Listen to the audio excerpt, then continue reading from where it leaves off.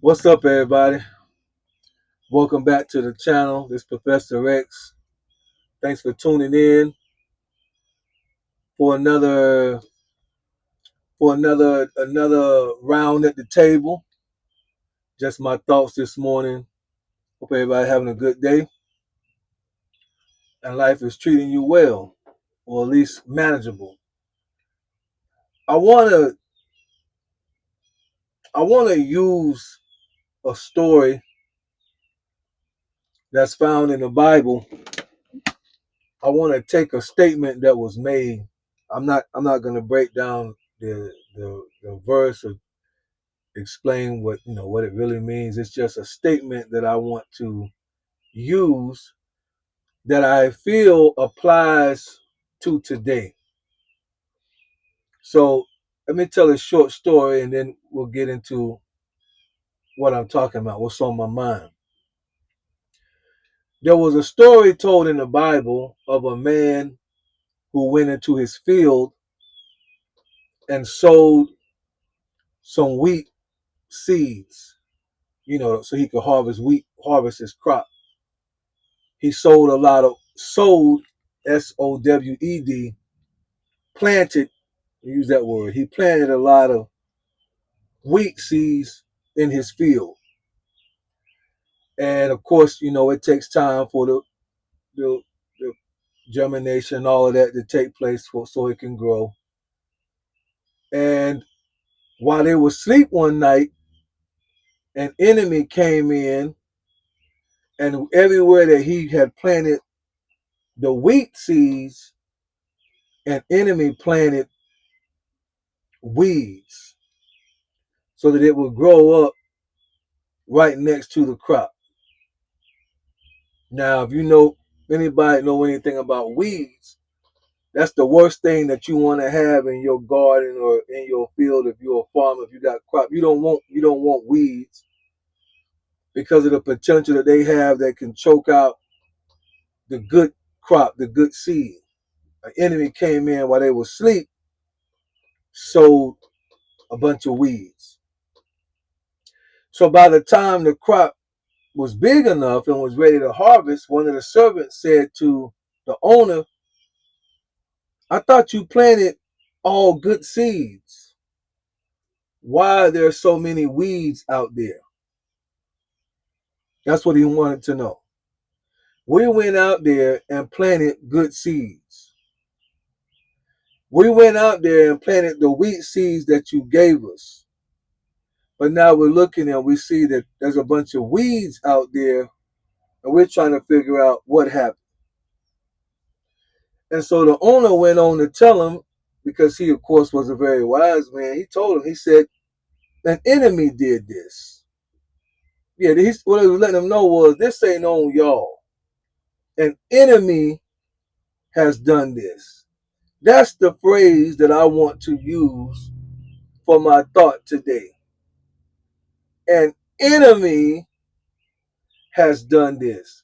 I like that example because it shows that things don't just happen overnight. When you plant seeds and you want whatever you plant watermelon, cantaloupe, cucumbers, tomatoes. It takes a little while. So you may not be able, and remember as a kid in the little science project, we put a little seed in a paper cup, packed it down with the dirt, we're supposed to water it every day, whatever, put it by the window, and every day we're looking, and we're like, what do we do? And then some days we forget and the dirt's all dry, and we think we messed the seed up, so we overwater it, and then, my mama said you're not supposed to put that much water in it, and then after a while, you see a little bud at the bottom. And as a kid, you like, yeah, you feel like you did something. It took a little time. And that's the way that life is. Things don't just happen overnight. Bad things don't just happen overnight. They creep in over time. And then you wonder, how did we get here? How did we get to just look out your window. Look out your window, turn on the television, turn on the news, and look at what you see and listen to what you hear, and you have to say, an enemy has done this. when you turn on the news in just the city that you live in, over the last weekend, whatever day I post this video, go back to the very last weekend in the city that you live in, and you will hear somebody, if not multiple people, being taken out unalive in the city that you live in, and probably by somebody that looked just like them. And we have gotten to a point where it doesn't even move us anymore. But it saddens me because I realize an enemy has done this. I don't believe when those men, young men, whatever, was growing up, and a lot of them are still young, I don't believe that that was their intention, that they felt like, I'm going to grow up one day and take a couple of people out in the name of that they are the ops, or they owe me a little money, or they disrespected me, or they looked at me weird at the mall, so I have to show my bravado and strike back, because now we got these things on us and we out of control, so we can do this much easier. I don't believe when they was growing up playing with Tonka toys that was on their mind, but something happened. Somebody crept in and planted weeds along the good seed. And we say, an enemy has done this. Don't matter to me what you want to do in your bedroom. Hopefully I don't lose no subscribers. But you got to know where Professor X stands. We're living in a day now where more men like men than men like women. We're living in a day now where even the men that like women dress more like women. There was a time where you could see somebody bend over in a car, and as a man, you say, Lord have mercy. Boy, she got a fat one on her. You knew it was a woman. Now you got to wait until they stand up and turn around, because the men wearing the same type of jeans as the woman. How did we get here, Professor X? An enemy has done this. This didn't happen in 2025. This didn't happen in 2024. This didn't happen in 1995 when I graduated out of high school. This happened over time. As the good seed was growing, an enemy came in and planted weeds. Turn on the television, you're watching a little interview show, a little daytime show, and an NBA star that good at basketball, Dwayne Wade, is on the show with a purse, I believe it's called, a purse made for a man. Wait a minute. Wait a minute. Men hardly like to carry briefcases because of the handle, let alone a purse. Well, okay, that's the new fashion. That's what you want to do. And I'm glad that the lady asked, because I want to know what you carry in that. What's inside of that purse? See, if y'all run up to me or see me in a mall somewhere and I got a bag going diagonal across my chest, you got to know what's in there.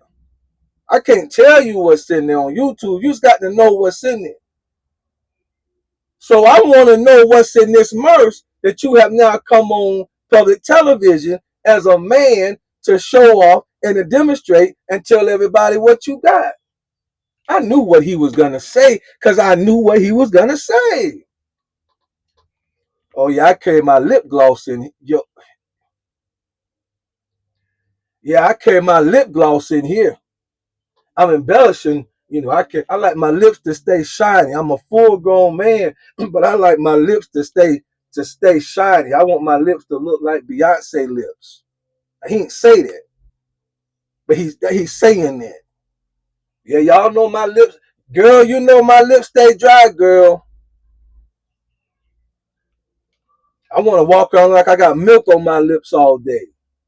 Where did that come from? Who did it? Who planted the seed? I thought there was good seeds in the ground. An enemy, Professor X, an enemy has done this. You look out the window again. You see little girls, young girls, dressing super provocative. So where did this come from? Oh, the men just need to have more control. Don't worry about what the little girls is wearing. Because see, back in the day, the grandmas, the big mamas knew. The big mamas knew we got men in our own family that can't keep their hands to themselves with their own family members. So the big mamas used to be able to tell the daughters and the nieces and the aunties, you need to go change Keisha clothes. She knew that Uncle Leroy had an issue, but because nobody was telling on nobody back then, they was letting it go. But she didn't want no more to be touched. It's an adult channel. Y'all know what I'm talking about. She knew Uncle Leroy had an issue. So when the little girls come out with the little legs out, she said, no, y'all get somebody go change her clothes. She ain't want it. But now they 14 and they dressing like they, the influence of music, hip hop, certain things. Everybody, Sexy Red get rich, and now all the 18, 17-year-old girls want to look like, you know how that go. Hollywood has always been one of the biggest influences over the minds of impressionable people anyway. It's not that new. Who did it? Where did it come from? An enemy has done this. Look out the window. Somebody cut you off in traffic. There was a time you could kind of tap your horn. Hey, player, be careful. Don't be trying to bump into my car. There was a time you could even be a little more drastic than that and roll by your window, and if you was of such caliber, give them both middle fingers. Yeah. But a mean mug. Let them know. You ain't gonna do that now. By the time that finger get in the air, your whole hand be blowed off. How did that happen? Where did it come from? What's wrong with people nowadays? Everybody's on edge. Everybody's touchy. Enemy has done this. Y'all see it? Am I the only one that looks out the window and see that there are weeds that have grown up alongside good seed? And the field that once was is contaminated with weeds. And in the story, the servant asked the guy, do you want us to go pull the weeds now? He said, no, because if you go pull it, you'll mess up the good crop. You gotta let them go. You gotta let it grow up together now. It's already there. Let them grow up together, and we'll separate it at harvest time. I'm afraid the world not gonna get no better, y'all. But I just wanted to put the message out. An enemy has done this. Tell me what y'all think in the comments. Anybody seeing what I'm seeing? Y'all be blessed.